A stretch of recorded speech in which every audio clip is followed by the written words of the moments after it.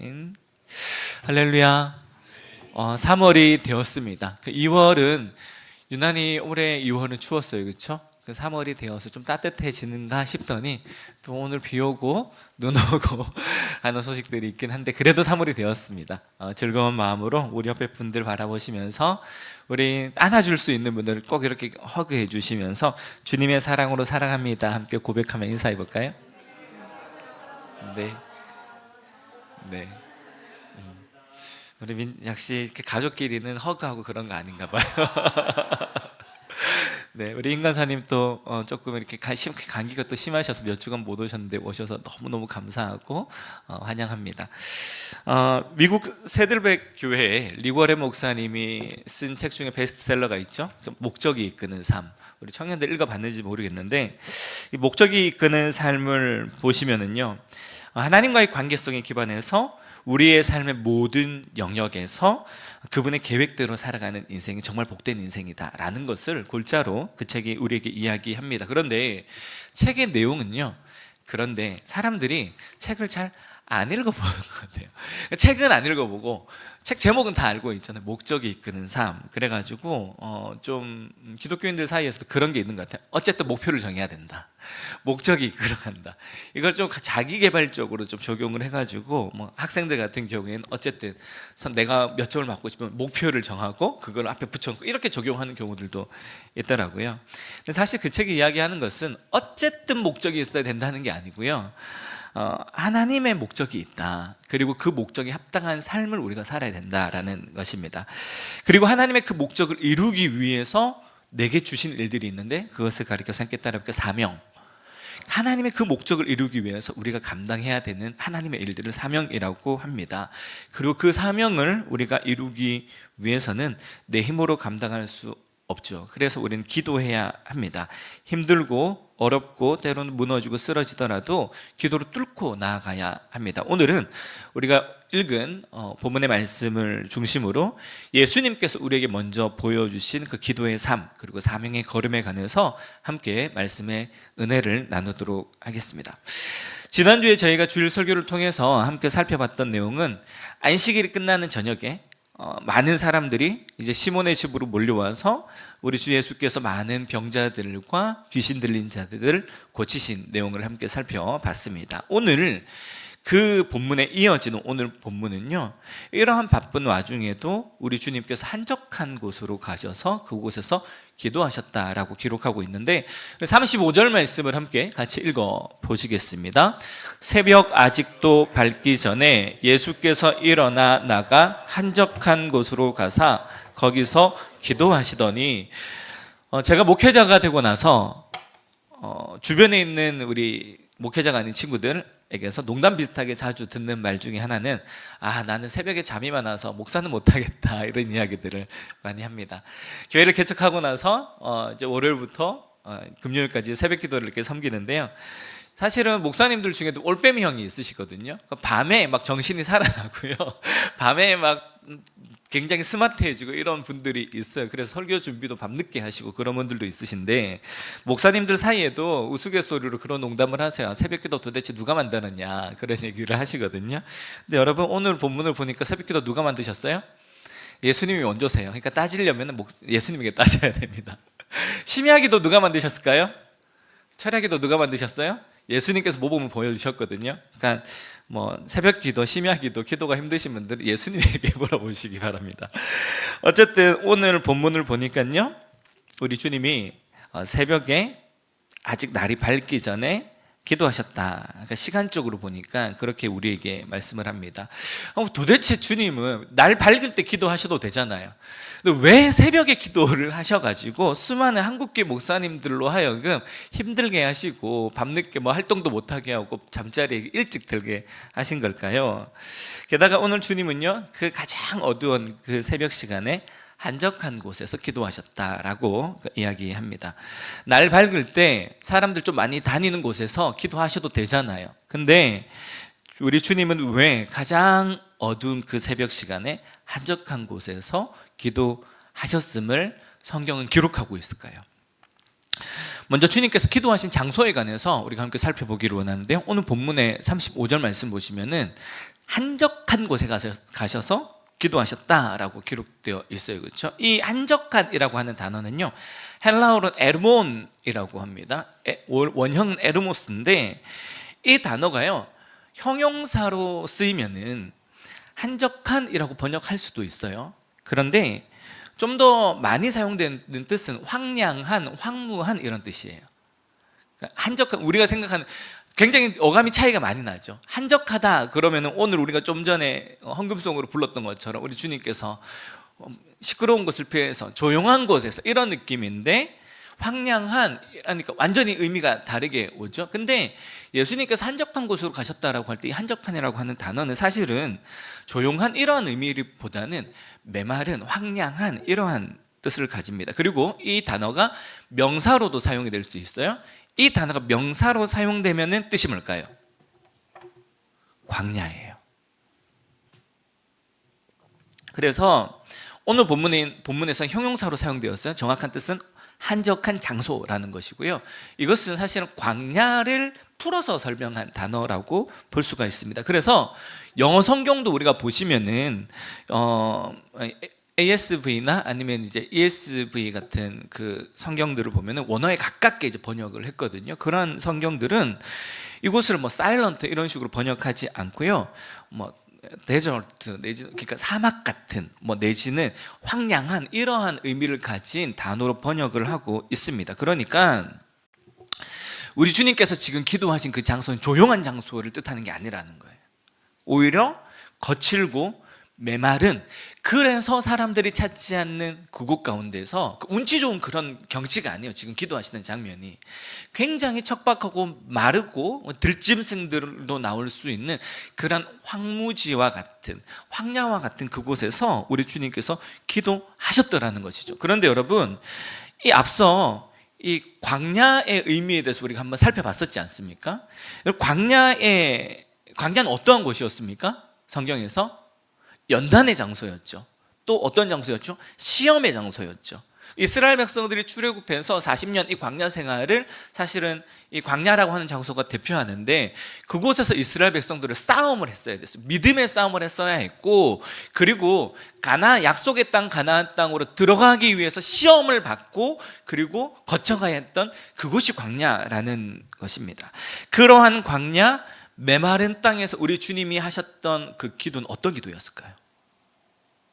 아주 고상하게 그런 기도를 하셨을까요? 그러니까 우리가 생각할 때는 이 한적한 곳으로 가서 기도하셨다라고 하는 이 이미지에서 우리가 사실은 잘못 가지고 있는 예수님의 기도에 대한 환상은 뭐냐면은 예수님께서 조용한 곳에서 묵상기도 하셨을 것이라고 생각을 해요. 쉽게 말해서, 쉽게 표현을 하자면은.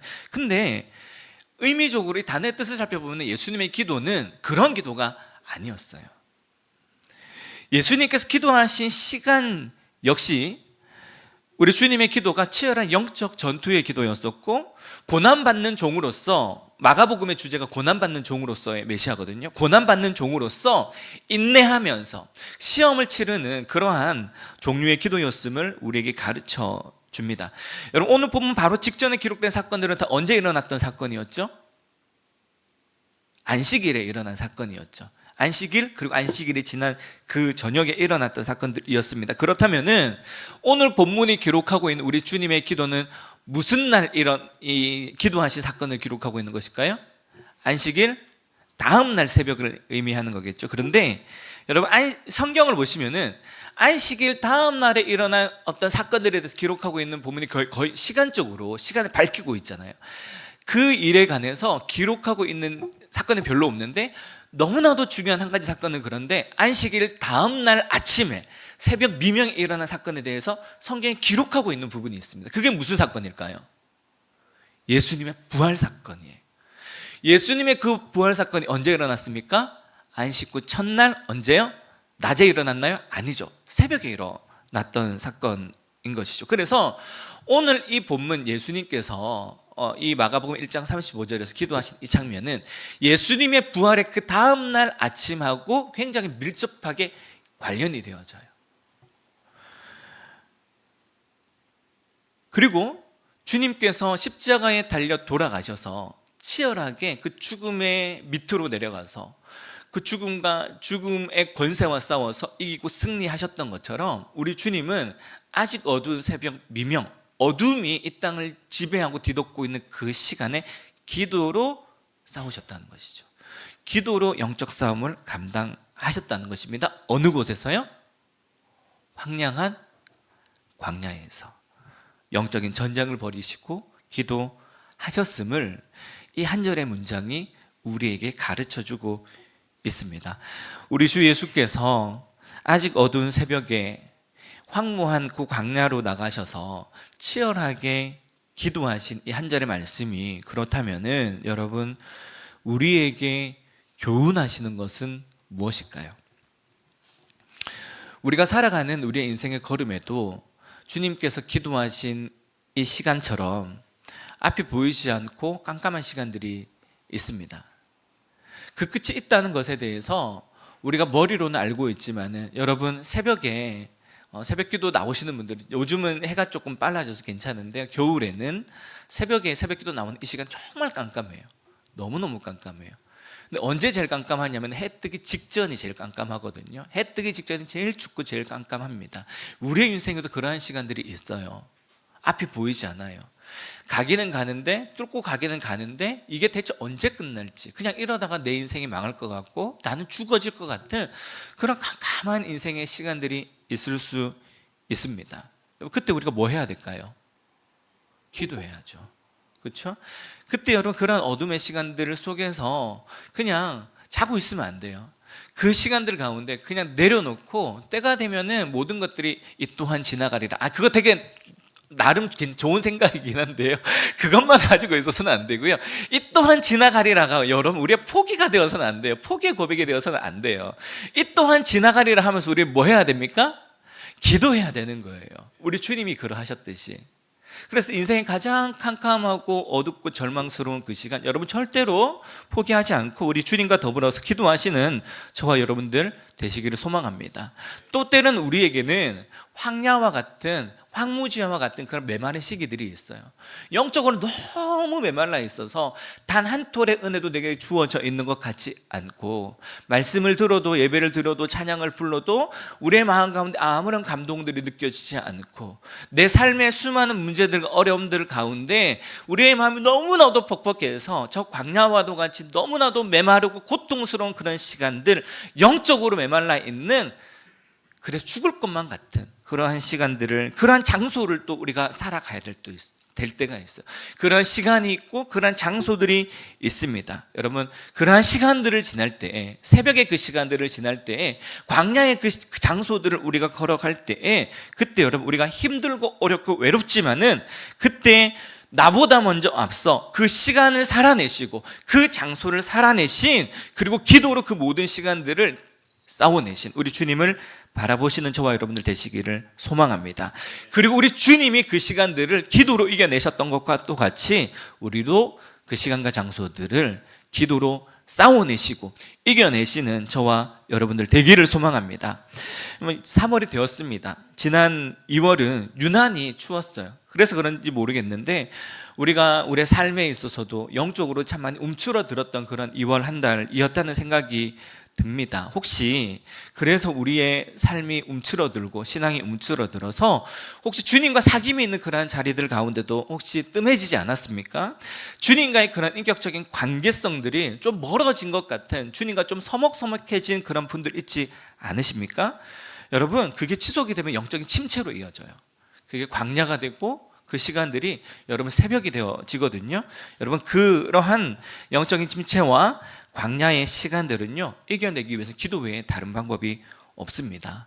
새벽기도 나오십시오. 여러분, 심야 기도하는 자리 가운데 나오십시오. 나와서 함께 기도함으로 주님과 더불어서 그 은혜를 회복하시고 그 주님의 사랑의 기쁨을 회복하시는, 그리고 그 은혜를 회복하기 위해서 몸부림치시는 저와 여러분이 되시기를 주님의 이름으로 축복합니다. 한편 우리 주님께서 이렇게 기도하고 계실 때 아마 한참을 기도하셨을 거예요. 기도하셨을 때 뒤늦게 일어난 시몬과 다른 사람들이 예수님을 찾아와서 이렇게 이야기를 합니다. 우리 36절, 37절 말씀 함께 읽어보시겠습니다. 시작. 시몬과 및 그와 함께 있는 자들이 예수의 뒤를 따라가 만나서 이르되 모든 사람이 주를 찾나이다. 여러분, 그 전날 우리 예수님께서 어떤 일을 하셨어요? 수많은 병자들이 몰려왔는데 그들을 고쳐주셨어요. 귀신을 쫓아내 주셨습니다. 그러니까 얼마나 사람들이 난리가 났겠습니까? 주님이 행하신 일로 말미암아서 아침부터 날이 밝자마자 사람들이 막 찾아오기 시작을 합니다. 우리 주님이 갑자기 인기인이 되신 거예요. 유명 인플루언서가 되셨습니다. 하룻밤 사이에 스타가 되셨어요. 미국의 팝아트의 선구자인 앤디 워홀 아십니까?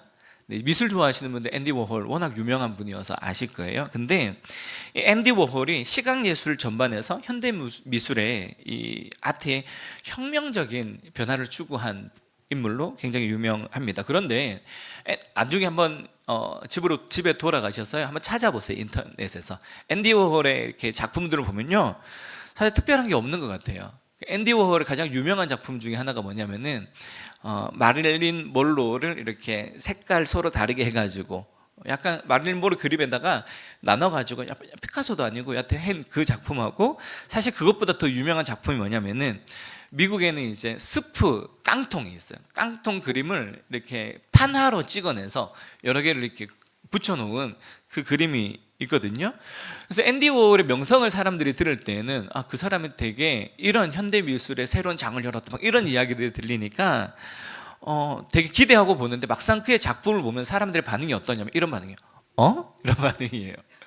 그러면 사람들이 뭐라고 이야기하냐면, 야, 저거 나도 하겠다 그래요. 현대 미술의 특징이죠. 이 유튜브 같은 데 보면 그런 거 나오죠. 큰 캔버스에다 두고 현대 미술 하시는 분들이 뭘 하냐면 물감을 이렇게 갖다가 그냥 뿌려요. 그냥 막 대야에다가 양동이에다 뿌려요. 그걸로 미술 작품 끝이에요. 그거 보면은 다들 우리 무슨 생각합니까?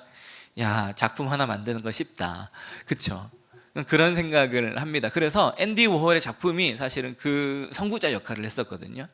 그러다 보니까 앤디 워홀을 인정하는 사람들도 있었던가 하면은 앤디 워홀을 좀 비꼬는 사람들도 있었어요. 그러면서 그 비꼬면서 이제 좀 와전이 된 이야기가 뭐냐면은, 이 말 되게 많이 들어보셨을 거예요. 유명해지면 사람들이 똥을 싸도 박수를 쳐준다. 들어보셨죠, 이 얘기? 이게 사실은 어디에서 유래한 말이냐면, 이 앤디 워홀이 했다고 사실 잘 알려져 있는데, 앤디 워홀이 한 말이 아니라 앤디 워홀의 그 작품색을 비꼬면서 사람들이 만들어낸 표현이거든요. 사실 우리가 사는 이 시대는요, 유명해지면은, 인기가 있으면 어떻게 돼요? 그게 능력이 돼요. 그게 또 뭐가 돼요? 돈이 돼요. 요즘에 유튜브 구독자 수가 올라가고 조회수가 올라가고 유명해지면은 그게 능력이 되는 그러한 시대입니다.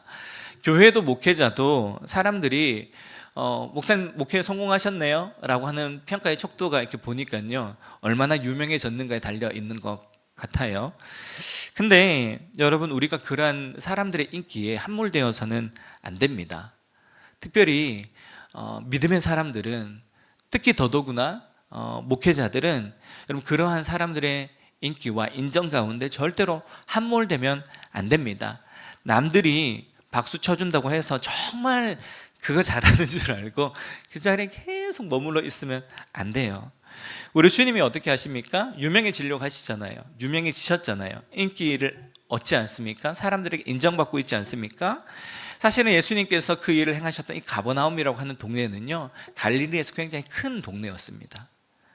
그런데 그곳에서 주님께서 이제 인기를 끌기 시작했는데, 예수님께서 만약에 자신의 그 인기를 바탕으로 하나님의 사역을 이걸 밑바탕 삼아서 내가 사역을 해야겠다, 복음 사역을 해야겠다라고 생각을 하셨더라면요, 이게 참 좋은 기회가 될 수가 있는 거예요. 이러한 인기를 좀 적당히 누리면서 사람들에게 대접도 좀 받고 그러면 얼마나 편하고 좋겠습니까? 그러나 우리 주님께서는요, 그 길에 머무르지 않으시고 제자들의 그 이야기를 들으시고는 이렇게 말씀하십니다. 38절 말씀 함께 읽어보겠습니다. 이르시되 우리가 다른 가까운 마을들로 가자. 거기서도 전도하리니 내가 이를 위해 왔노라 하시고, 무슨 말입니까? 내가 여기 살 일 다 있다라는 것입니다. 헬라어로는 이 동네를 나타내는 단어가 한 세 가지 정도가 있거든요.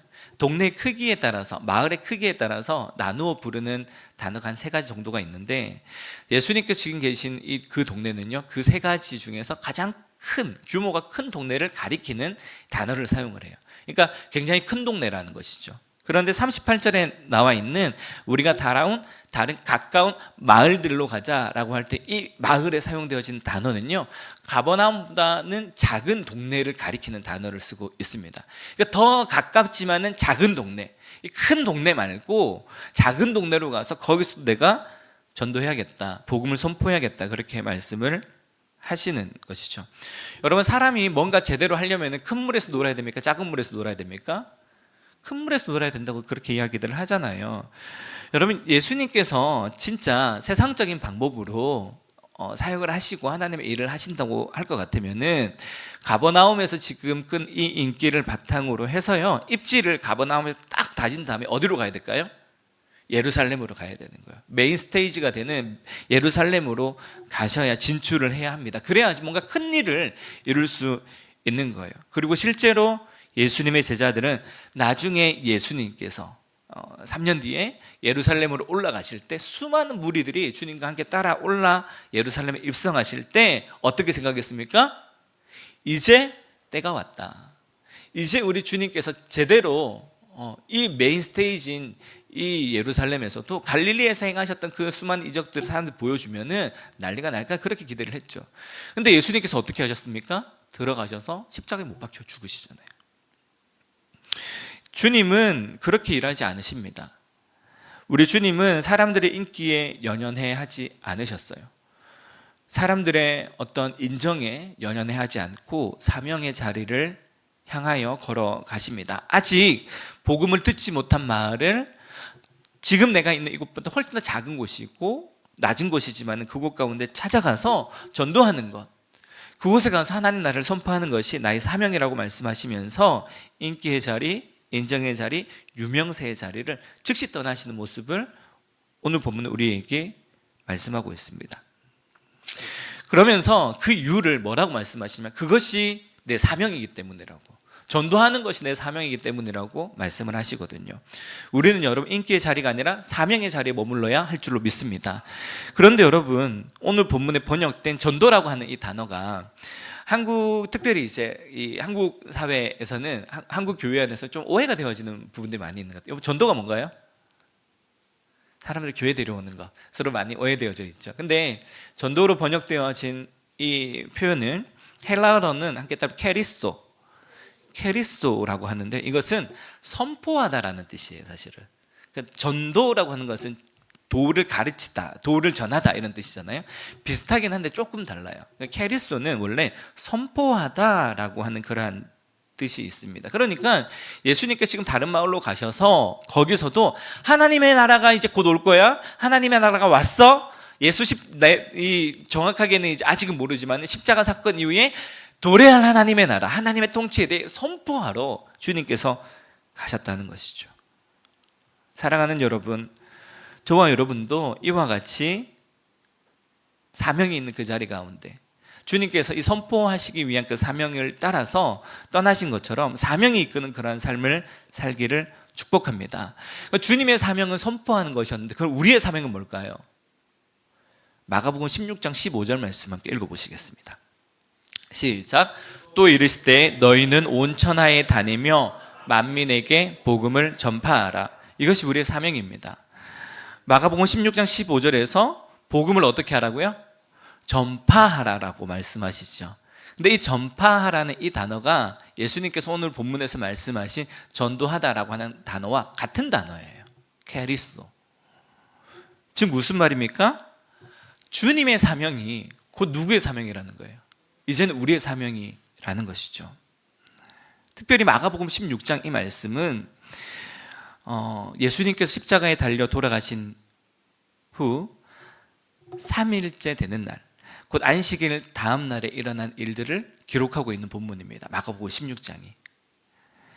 그리고 이 16장의 내용들을 잘 읽어보면은 우리가 읽은 마가복음 1장의 본문들하고 굉장히 많이 대조가 돼요. 공생의 기간 동안에는 우리 주님께서 기도로 사탄과 영적 싸움을 싸우셨잖아요.